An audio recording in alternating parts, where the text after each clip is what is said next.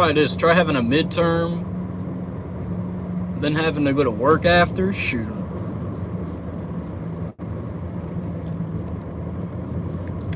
That stuff's tough. That stuff is tough.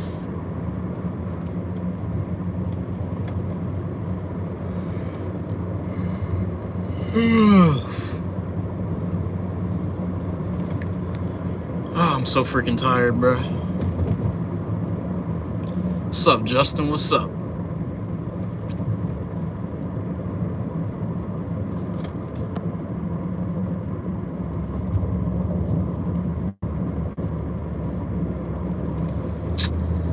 Okay, so as you can see in the title,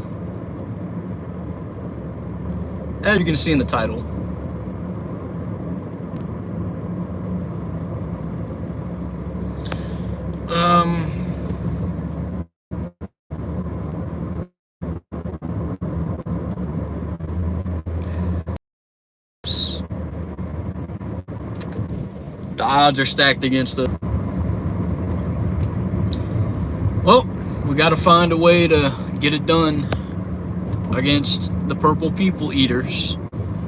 The Purple People Eaters. One-eyed, one-horn. One-eyed, one-horn. Something Purple People Eater. One-eyed, one-horn. Something Purple People Eater. We gotta get it done against the Purple People Eaters. Across the Wimbley Pond, mate. Why don't you have an English muffin and some grape jelly? Grape jelly and English muffin, mate. Yep, that's what's stacked against us. That's what's stacked against us.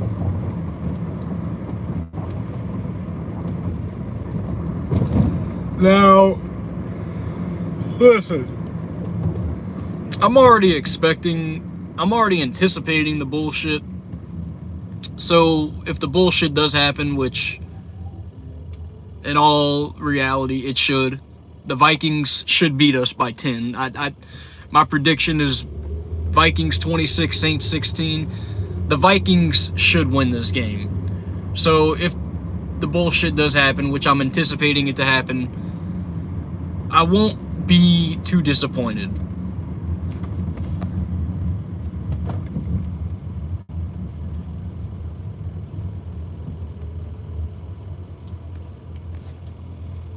So, with that being said, I'm not going to be too disappointed if it does happen. I've sat here, I've tried to give him the benefit of the doubt the last 3 weeks. I've picked the Saints to win all 3 weeks I've picked the Saints to win the last 3 weeks. As you all know, I have a method. When the Saints start disappointing, I start picking against them. And usually, whenever I pick against them, they win. I think it's time to start doing that. So I did pick the Vikings this week. Part of it is because of the reverse psychology, and part of it is because, well, part of it is also because I really just on paper generally think the Vikings should beat us. I don't think it's going to be the biggest ass kicking in the world, but I think that the Vikings ought to beat us by 10. I say they beat us by 10. I don't think it's going to be by 28. I don't think it's going to be a huge ass kicking, but I think they'll beat us by 10. But I think from now on in the rest of the season, I'm going to pick against the Saints. If the Saints end up winning this game,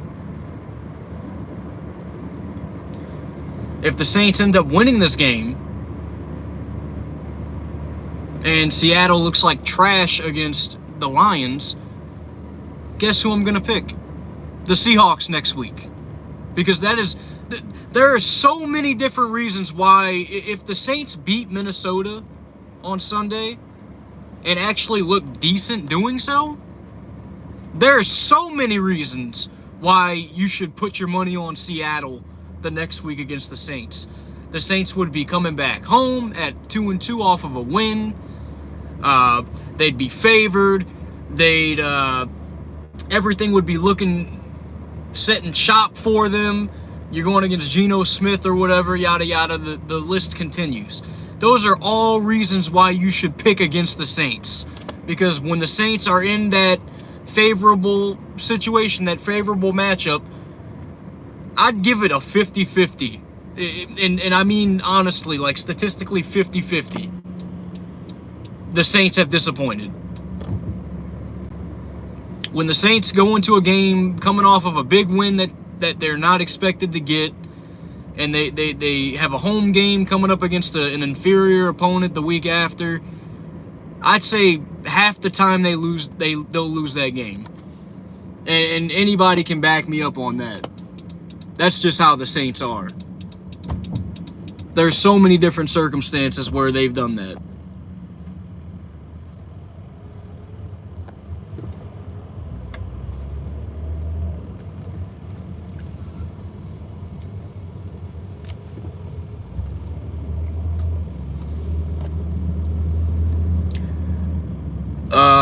Let me shout out Rise Up ATL. Rise Up ATL has the Saints' dicks in his mouth every single day. He can't go a day without posting about them on Instagram. And Rise Up, dude. And I don't reply to them. I literally, you see my view on your stories. I view your stories. And I go along with my day. I don't care to reply to them.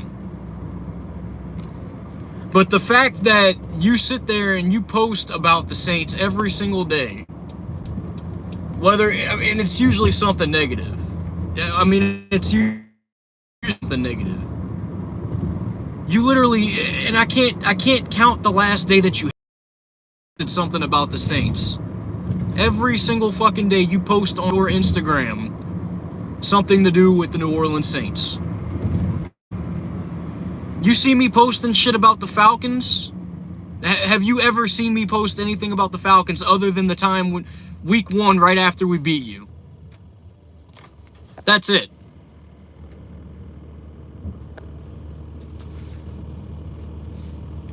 The only time I ever post anything about the Falcons is when we're playing you.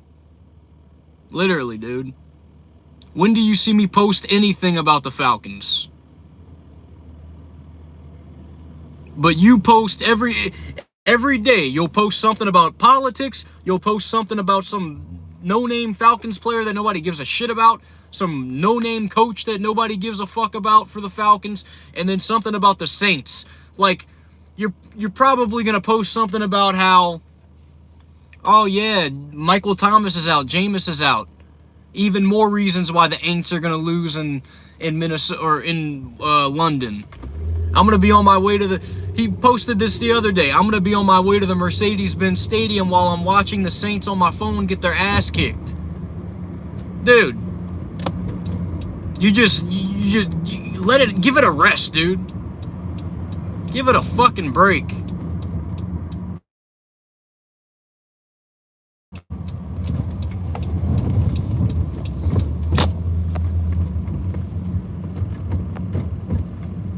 What's up, Jerry?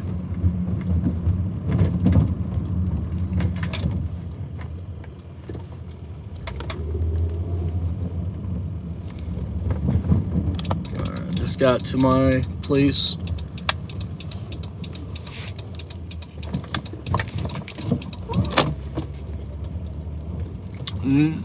Rise Up ATL, dude. Let me tell you something on the flip side. If you saw a Saints fan doing that, you'd be saying the exact same things that I'm saying. So you posting that little dance comment or whatever, you're a complete hypocrite for that, because you know damn well if I was the one doing it on the flip side, posting about the Falcons, you'd be saying, oh, we're in your head, this and that. You're being fucking manipulative is what you're being. You're being manipulative, a manipulative hypocrite. is what you're being. I don't give enough of a fuck about Atlanta to post about them. I don't. I don't care.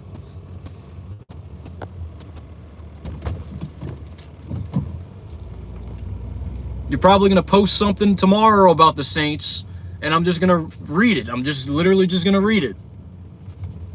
Because I don't care enough of a... I don't give enough of a fuck to care.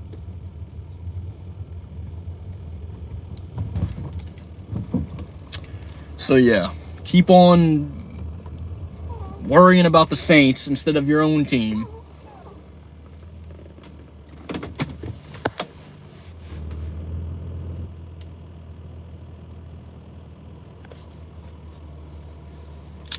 Cash Black, I think that rivalry has kind of died.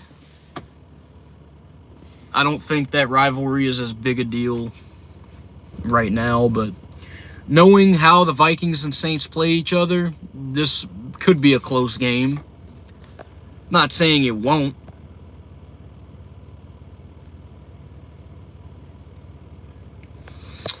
Rise up ATL, and here's my response to that.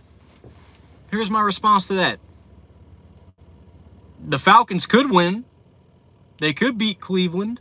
Do I think they will? No. But they could. See, I'm man enough to actually admit reality. You, on the other hand, you say the Saints are going to lose every single week. Y'all are going to lose. They're going to beat your ass every week. The only time you didn't was against Tampa Bay. Minnesota. Well, same shit. Minneapolis, Minnesota, whatever.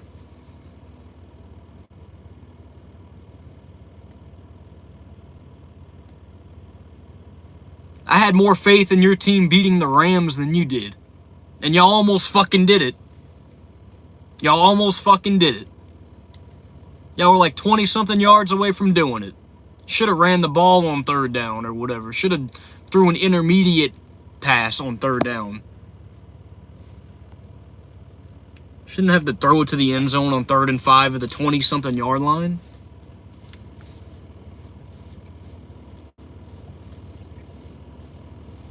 And I was this fucking close to being right on that, dude. If y'all would have punched that ball in 132-31, if y'all would have punched that ball in 132-31, I would have looked like a fucking genius. I would have literally called the upset of the year. Literally the upset of the year. And y'all came that damn close, bruh. It's weird to say this, but I wish y'all would have won that game. I kind of wish y'all would have won that game.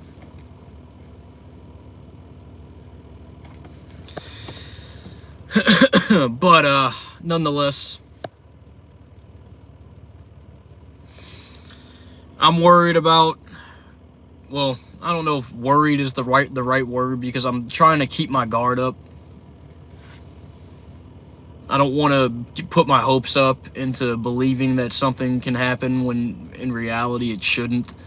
I'm just going to watch and see and react accordingly to the game Sunday early in the morning. I'll probably get up at like 7:30ish. I might place a little to-go order. Get some breakfast. Maybe get some coffee, I don't know. Trying to ease down on the coffee.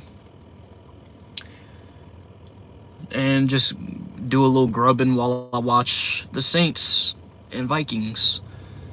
And I may go live for the game. I don't know. I probably could. I'll just be big chilling, you know. So we'll see how it shakes out. But we'll be without Jameis Winston and Michael Thomas, so it ought to be interesting. I'll say that much. It ought to be freaking interesting. But with that being said, I'm outie. You guys take it easy. Doses.